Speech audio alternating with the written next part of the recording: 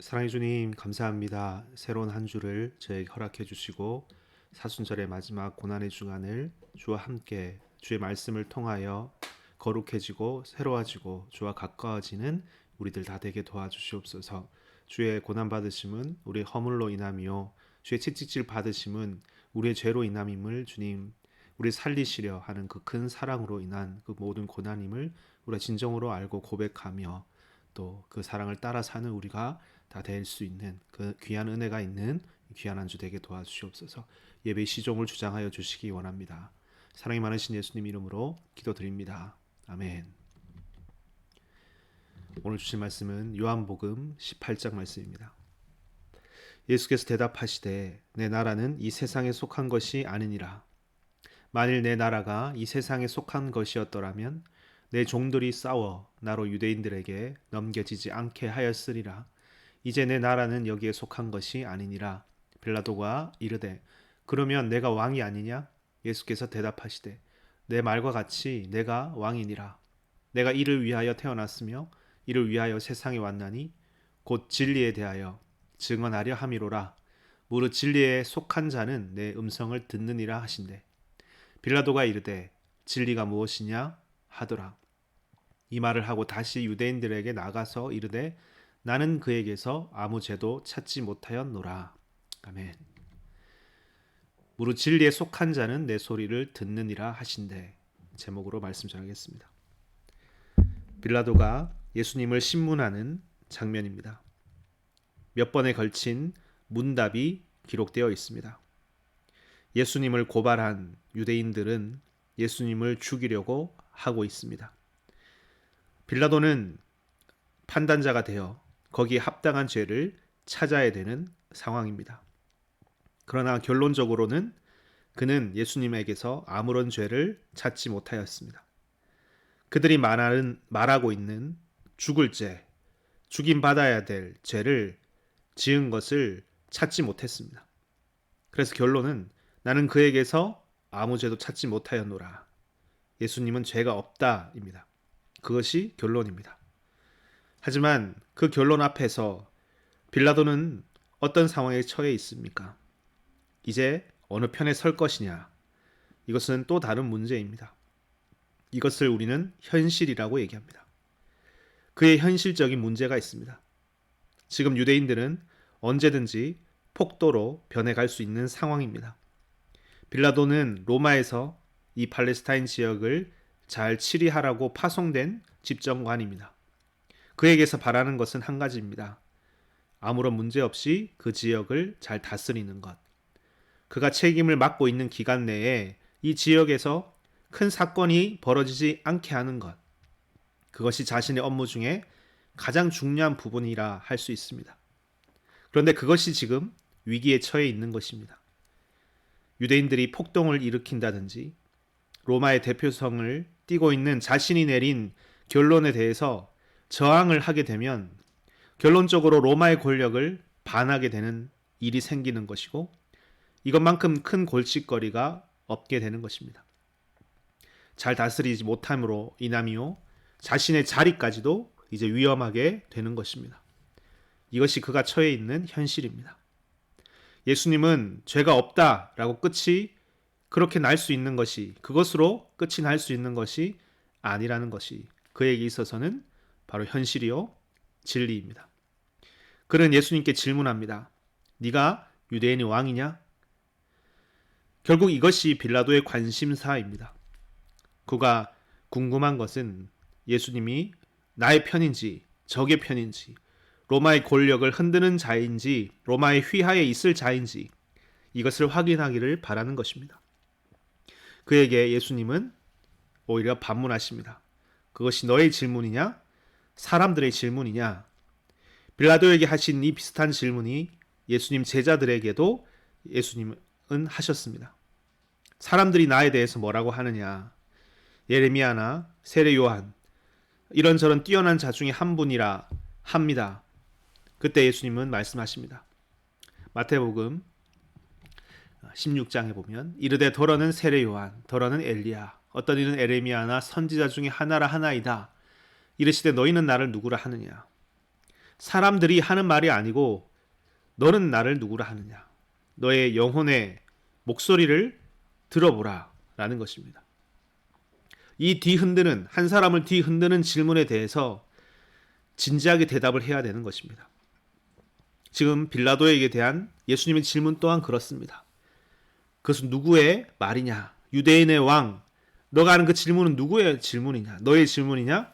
사람들이 너에게 대해서 고소한 그 질문이냐? 그는 이 영혼을 뒤흔드는 질문에 대해서 대답하기를 거부합니다. 내가 유대인이냐? 라고 그 대답을 거부합니다. 여러분, 한 지역을 다스리는 큰 권세를 가지고 있는 자라도 이러한 것입니다. 당면한 그 앞에 있는 문제가 이렇게 많이 있습니다.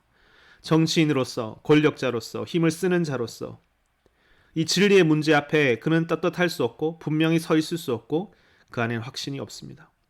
다만 강하고 큰 힘이 지배한다라는 것밖에 그 앞에서 그는 언제든지 변화되고 또 바뀔 수 있는 존재입니다. 그것을 벗어날 수가 없는 것입니다. 요한복음 18장 36절에 예수께서 대답하시되 내 나라는 이 세상에 속한 것이 아니니라. 만일 내 나라가 이 세상에 속하였더라면 내 종들이 싸워 나로 유대인들에게 넘겨지지 않게 하였으리라. 이제 내 나라는 여기에 속한 것이 아니니라. 그런 그에게 예수님은 말씀하십니다. 내 나라는 빌라도 너가 믿고 의지하는 그런 힘으로 쟁취되는 나라가 아니다.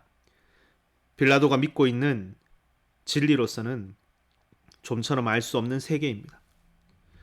빌라도가 이르되 그러면 내가 왕이 아니냐? 예수께서 대답하시되 내 말과 같이 내가 왕이니라. 내가 이를 위하여 태어났으며 이를 위하여 세상에 왔나니 곧 진리에 대하여 증언하려 함이로라. 무릇 진리에 속한 자는 내 소리를 듣느니라 하신대. 내 나라는 힘으로 지배되는 나라가 아니라 진리로 다스려지는 나라다. 진리의 나라다. 나는 그 진리의 나라의 왕이다 라고 말씀하시는 겁니다. 그리고 오늘 묵상해야 될 말씀은 진리에 속한 자는 내 소리를 듣느니라 라는 것입니다. 지금 이 분위기가 어떻습니까? 심판받는 자의 모습이 아니라 예수님은 오히려 그에게 질문하고 그에게 선택을 하라고 하시는 겁니다. 빌라도가 아마 깜짝 놀랐을 것입니다. 그의 영혼이 두근거렸을 것입니다. 지금까지 그 어느 누구도 자신을 향해 이런 이야기를 한 자가 없는데 모두가 굽신거리고 자신의 선택을 바랬는데 오히려 내가 선택을 하라고 하는 겁니다. 너는 진정 진리 속에 있느냐? 진리 속에 거하기 원하느냐? 그러면 들릴 것이고 그렇지 않으면 들리지 않을 것이다. 그리고 빌라도는 대답합니다. 빌라도가 이르되 진리가 무엇이냐 하더라.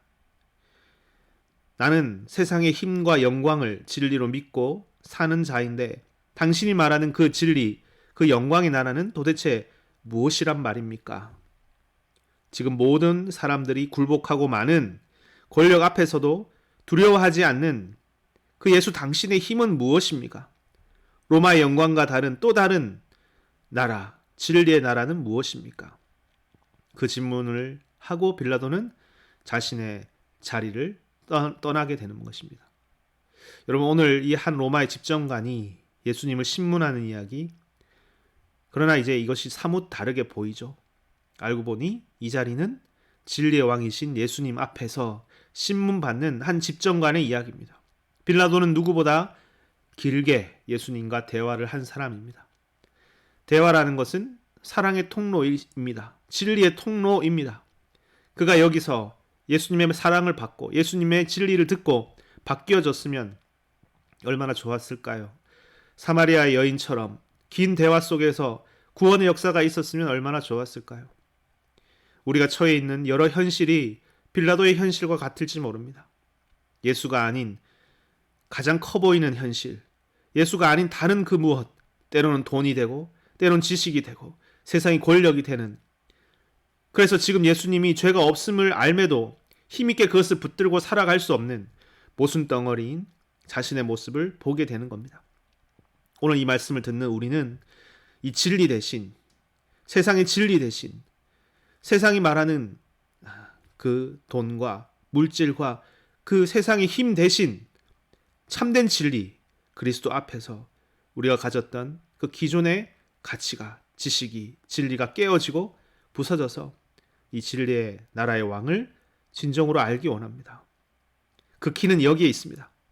무릇 진리에 속한 자는 내 음성을 듣느니라. 진리에 속한 자가 들을 수 있습니다. 진리에 속하여 있는 자는 누구입니까?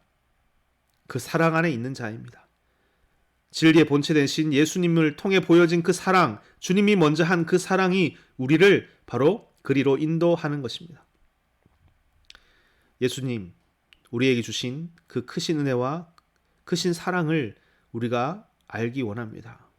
오늘 고백하시면서 이 주님의 음성을 듣고 반응하고 기도하고 살 수 있는 그런 삶은 참으로 큰 은혜의 삶이라는 것을 우리가 알기 원합니다.